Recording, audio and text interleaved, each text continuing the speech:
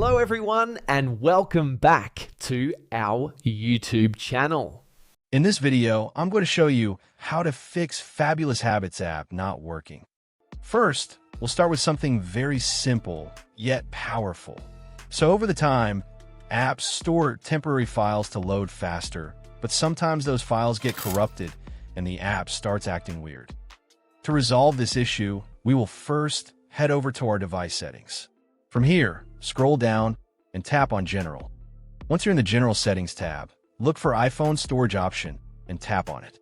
Over here, you can either search for the app or you can scroll down and look for it. Then tap on the app.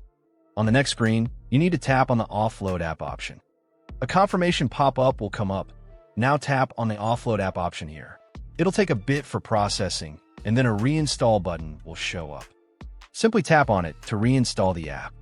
This should resolve the issue, but if it doesn't, then you need to check if the app is running an older version. Head over to App Store.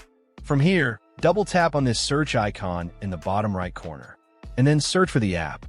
Once the app comes up in the search result, and if you see this update button right next to the app, simply tap on it to make sure you're running the latest version of the app.